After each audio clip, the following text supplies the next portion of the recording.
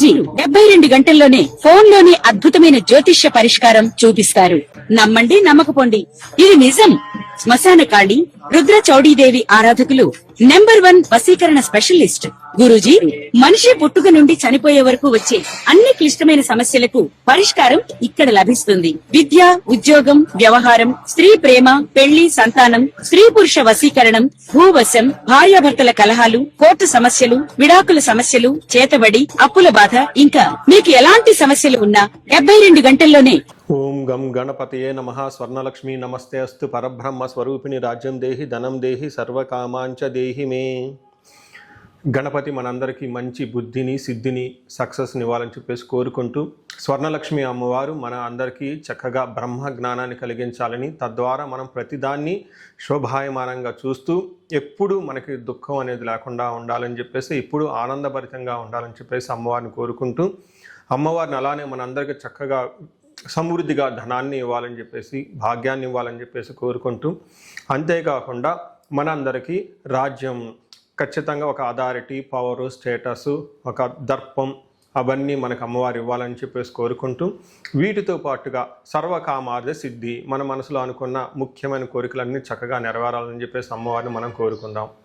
So మనం July month రాశి ఫలాల గురించి మాట్లాడుకుంటున్నాం కాబట్టి, జూలై మంత్ చాలా ముఖ్యమైన అనేక రకాలైన విశిష్టతతో కూడుకొని ఉంది. ఇందులో మనం కొన్ని ముఖ్యంగా చర్చించుకుందాం. ఒకటి, ఈ మాసం వచ్చేటప్పటికి ఫస్ట్ 15 డేస్ నిజ జ్యేష్ఠ మాసంతో ఉంటుంది, తర్వాత ఆషాఢ మాసంతో ఉంటుంది. ఈ జ్యేష్ఠ మాసంలో చాలా వరకు పెళ్ళిళ్ళు, ముఖ్యమైన కార్యక్రమాలు ఉన్నాయి. వీటితో పాటుగా ఎప్పుడైతే ఆషాఢ మాసం స్టార్ట్ అవుతుందో ఇందులో చాలా చాలా ముఖ్యమైన పనులు అయితే ఖచ్చితంగా ఉన్నాయండి. ఒకటి మనం చూసుకుంటే గురుమూఢం స్టార్ట్ అవుతుంది. ఎప్పుడైతే గురుమూఢం స్టార్ట్ అవుతుందో, ఈ గురుమూఢం మనకి జూలై 15 నుంచి ఆగస్టు 13 వరకు ఉంది. ఈ డేట్స్లో మనకి వివాహాలు కానివ్వండి, గృహప్రవేశాలు లాంటివి శుభకార్యాలు ఎక్కువగా చేయరు.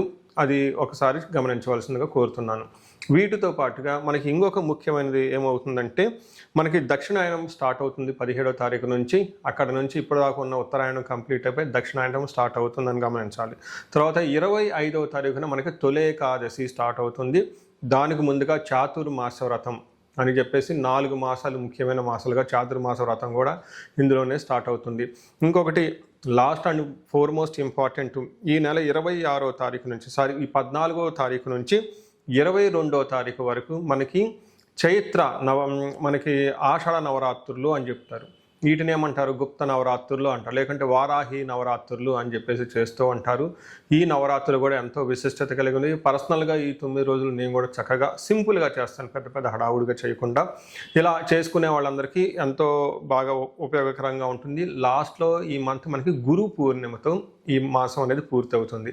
ఇన్ని రకాల విశిష్టత కలిగిన ఈ మాసంలో జ్యోతిష శాస్త్రం ప్రకారంగా కూడాను 3 ముఖ్యమైన గ్రహాలు మారుతూ ఉన్నాయన్నమాట. ఆ గ్రహాలు మనం ఏంటో చూసుకుంటే, జూలైలో 4వ తారీఖు, 7వ తారీఖు, 16వ తారీఖు, 21వ తారీఖు, ఇలా జూన్ అంటే 3 గ్రహాలు మారుతున్నాయి. ఈ మారే గ్రహాలు శుక్రుడు, బుధుడు, సూర్యుడు గ్రహాలు కూడా ఉన్నాయి. 4వ తారీఖు వచ్చేటప్పటికి శుక్రుడు, బుధుడు వచ్చి 7వ తారీఖు, 16వ తారీఖు సూర్య భగవానుడు మారుతూ ఉన్నారనమాట. ఈ యొక్క 3 గ్రహాల యొక్క ప్రభావం మనకి జూలై మంత్లో ఎలా ఉండబోతుందో మనం తెలుసుకుందాం. సో వృశ్చిక రాశి చూస్తే, ఇందులో ఉన్న ఒక వృశ్చిక రాశి వాళ్ళు ఈ జూలై మంత్లో కొంచెం జాగ్రత్తగా ఉండటం ఎంతైనా అవసరం. మెజారిటీ ఆఫ్ ది గ్రహాలు అంత అనుకూలంగా లేవు.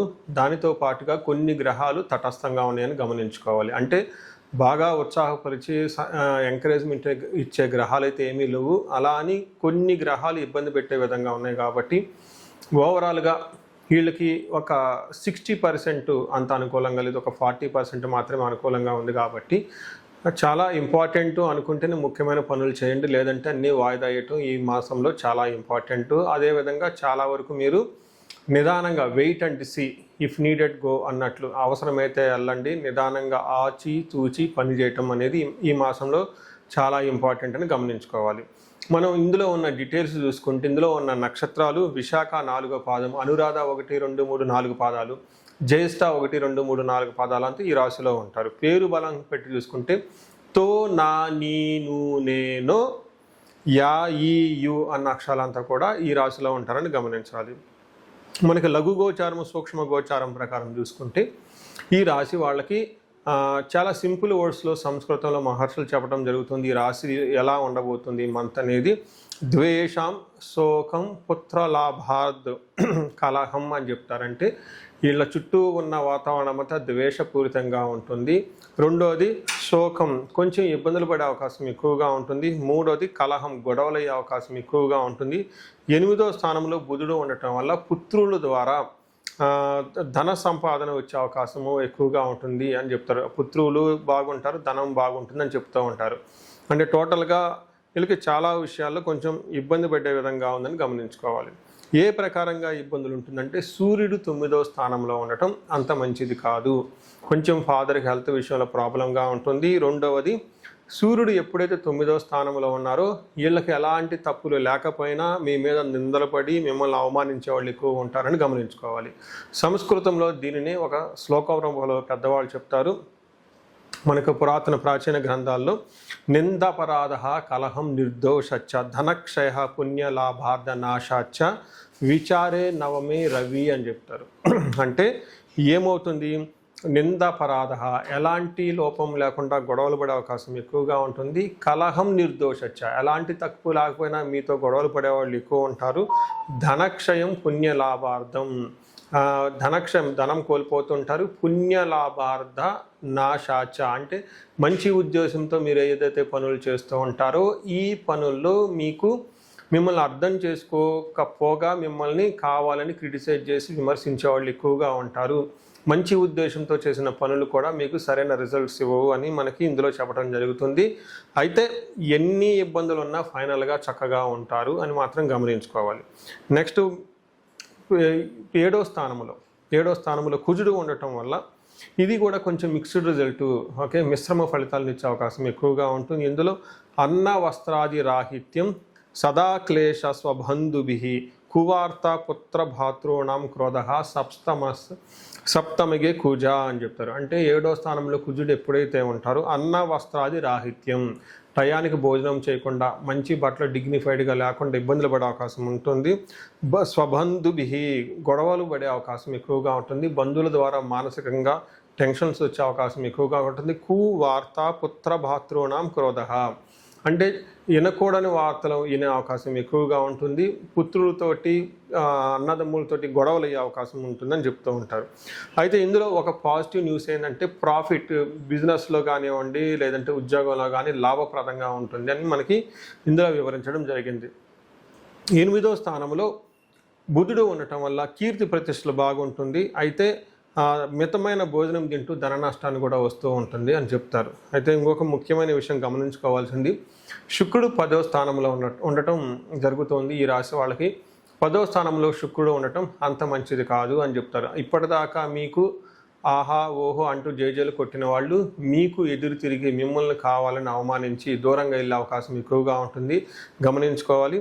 దీనికి సంస్కృతంలో ఏం చెప్తారంటే వెకులం చైవ నిస్సత్వం మర్ధానాశం రిపో భయం శ్రీ సౌఖ్యహాని మాప్నోతి దశమస్తే భృగునందనే.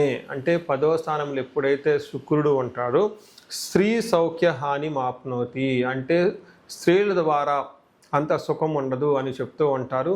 ఇదే లేడీస్ అయితే జెంట్స్ ద్వారా అంత సుఖం ఉండదు అని చెప్తూ ఉంటారు. అర్ధనాశనం రిపో భయం అంటే శత్రువుల వల్ల భయం ఉంటుంది, ధనాన్ని కోల్పోతూ ఉంటారు. నిస్సత్వం అంటే ఎనర్జిటీ లేకుండా ఉంటారు అని చెప్తూ ఉంటుంది. అంటే ఏ ప్రకారంగా మనం చూసుకున్నా కానీ శుక్రుడు 10వ స్థానంలో ఉండటం అంతా మంచిది కాదు అని చెప్పుకోవచ్చు. అయితే ఎడ్యుకేషన్ మ్యాటర్స్లో చాలా బాగుంటుంది. తర్వాత కొత్తగా వెహికల్ కొనుక్కోవాలి, జ్యువెలరీ కొనుక్కునే వాళ్ళకు, శారీస్ షాపింగ్స్ అవన్నీ తీసుకోవాలనుకునే వాళ్ళకి మాత్రం చక్కగా ఉంటుందని గమనించుకోవచ్చు. సో చూశారు కదండి, ఈ మంత్ గ్రహాల యొక్క వీళ్ళకి ప్రతికూలమైన ఫలితాలు ఎక్కువగా ఉండటం జరుగుతుంది. కొంచెం జాగ్రత్తగా ఉండటం ఎంతైనా అవసరం. సో నక్షత్రాల వారీగా చూసుకుంటే విశాఖ, అనురాధ, జ్యేష్ఠ 3 నక్షత్రాలు ఇందులో ఉంటాయి. విశాఖ నక్షత్రం వాళ్ళకి క్షేమంగా ఉంటారు, వస్త్రలాభం ఉంటుంది, లాభప్రదంగా ఉన్నా కానీ ఒక పక్క దరిద్రము, దేహ పీడనము, ధనహీనత, పరవాసము చూపిస్తుంది. అంటే ఫైనాన్షియల్గా క్రైసిస్ ఉంటుంది, ధనం అనేది సరిగా సరిపోదు. దీనితో పాటు పరవాసము, అవుట్ స్టేషన్లు, ఫారిన్ వెళ్ళే అవకాశం ఎక్కువగా ఉంటుంది.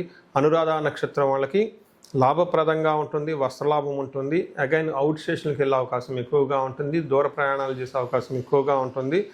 ధనహీనత, ధనం సరైనంత తగినంత విధంగా అందకుండా ధనానికి ఇబ్బంది పడే పరిస్థితి అవకాశం ఉంటుంది. అలానే జ్యేష్ఠ నక్షత్రం వాళ్ళకి రాజ్య లాభము, వస్త్ర లాభము చూపిస్తుంది. ఈ నక్షత్రం వాళ్ళు కొంచెం బెటర్గా ఉన్నారు, ఎందుకంటే వీళ్ళకి రాజ్య లాభము, ప్రమోషన్స్ వచ్చే అవకాశం ఎక్కువగా ఉంటుంది, గుడ్ న్యూస్ తినే అవకాశం ఎక్కువగా ఉంటుంది. అలానే దరిద్రము, ధనహీనత, ఈ ఫైనాన్షియల్గా చాలా ఇబ్బంది పడే అవకాశం ఎక్కువగా ఉంటుంది.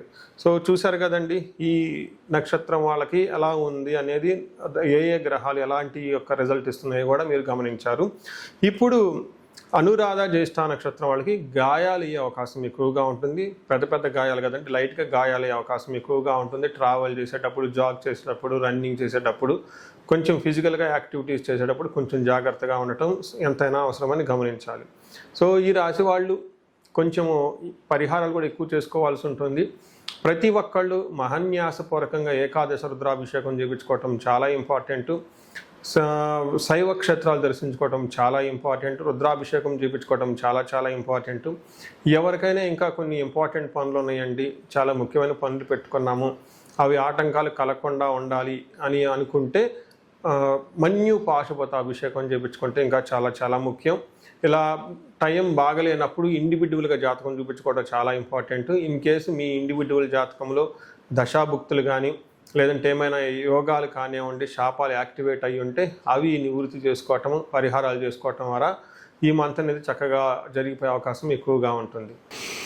పరిహారాల్లో భాగంగా ఈ రాశి వాళ్ళు ముఖ్యంగా నేనేం చెప్తానంటేనండి, ఇది గోచార రీత్యం అంటే గోచార ఫలితాలు అని చెప్తూ ఉంటారు. అయితే మీ ఇండివిజువల్ యొక్క జన్మరాశిలో చూడటం కూడా చాలా ఇంపార్టెంట్. ఈ గోచార రీత్యాలతో పాటు మీకు ఇండివిజువల్గా ఉన్న దశాభుక్తి ఏంటి, ఏమైనా శాపాలు ఉన్నాయి, ఏమైనా గ్రహ దోషాలు ఉన్నాయో జ్యోతిష శాస్త్రంలో ప్రకారం ఎనాలిసిస్ చేసుకోవడం చాలా ఇంపార్టెంట్. ముఖ్యంగా ఎవరికైతే ఏజ్ 40 years ±5 years ఉంటుంది, అంటే 35 to 45 years ఏజ్ ఉండి మధ్యలో మీకు ఎక్కడైనా కనుక కెరీర్లో గ్యాప్ వచ్చినా, లేదంటే అనుకున్న పనులు కాకపోతున్నా, మధ్యలో స్టాగ్నేటెడ్గా అనిపించినా, లేదంటే ఏదైనా ఒక గందరగోళమైన పరిస్థితి, కయోటిక్ పరిస్థితుల్లో మీరు ఇన్వాల్వ్ అయ్యారు, తెలవకుండా అవుట్ ఆఫ్ యువర్ కంట్రోల్ వెళ్తూ ఉంది అనుకుంటే ఖచ్చితంగా మీ జన్మ జాతకం చూపించుకోవడం చాలా చాలా ఇంపార్టెంట్. ఎందుకు అంటే మనకు మోడర్న్ సైకాలజీలో, మోడర్న్ సైన్స్లో ఇది మిడ్ లైఫ్ క్రైసిస్ అంటారు. కానీ జ్యోతిష శాస్త్రం దీనికి చాలా విధాలైన పరిష్కారాలను చూపిస్తుంది. ఈ టైంలో 2 ముఖ్యమైన విషయాలు జరుగుతూ ఉంటుంది. అలా మీ గ్రోత్ కనుక ఆగిపోయి ఉంటే, ఫస్ట్ మీకేమైనా శాపాలు ఉన్నాయా, ఆ శాపాలు ఈ టైంలో యాక్టివేట్ అయ్యా అని చూసుకోవాలి. రెండోది, ఈ టైంలో మీకు నడుస్తున్న దశాభుక్తుల యొక్క గ్రహాల యొక్క ఏమైనా దోషాలు ఉన్నాయా, ఈ 2 కారణాలు ఏంటో తెలుసుకొని వాటికి సంబంధించిన విశ్లేషణ చేసుకొని చక్కటి పరిష్కారాలు చేసుకొని పరిహారాలు చేసుకుంటే లైఫ్ 10 అంతలు ముందుకెళ్ళే అవకాశం ఎక్కువగా ఉంటుంది. నా దగ్గరకు వచ్చే క్లయింట్స్లో ఎక్కువగా ధనానికి ఇబ్బంది పడుతున్న వాళ్ళు స్వర్ణలక్ష్మి విశేష హోమం చేయించుకుంటూ ఉంటారు. శత్రు బాధలు విపరీతంగా ఉన్నవాళ్ళు మనకు వచ్చేటప్పుడు చండీ హోమం చేయించుకుంటూ ఉంటారు. వీటితో పాటుగా ఎవరికైనా హెల్త్ బాగలేకపోతుంటే ఆయుష్ సూక్త్యం, మహామృత్యుంజయ హోమం చేయించుకుంటూ ఉంటారు. భార్యాభర్తల కోసం అన్యోన్య దాంపత్య పాశుపత అభిషేకము లేదా విశ్వావసు గంధర్వరాజ హోమము ఇవన్నీ చక్కగా చేయించుకుంటూ ఉంటారు. ఎలాంటి పరిస్థితులు మీకున్నా, ఎలాంటి సమస్యలు మీకున్నా, లేదంటే ఎలాంటి క్లారిఫికేషన్ మీకు కావాలనుకున్నా కానీ, ఫ్యూచర్ గురించి ప్లాన్స్లో కన్ఫ్యూజన్ ఉన్నా కానీ ఒక్కసారి మీ జన్మ జాతకం చూపించుకొని ఆ జాతకంలో ఏ ప్రకారంగా ఉందని తెలుసుకొని చక్కటి పరిష్కారాలు చేసుకుంటే లైఫ్ అనేది 10 అంతలు ముందుకెళ్ళే అవకాశం ఉంటుంది. మీ అందరికి అష్టైశ్వర్యాలు కలగాలని, భోగభాగ్యాలు కలగాలని చెప్పేసి నేను కోరుకుంటున్నాను. నమస్తే. ఇది అన్ని 12 రాసులకు వేసేసేయండి.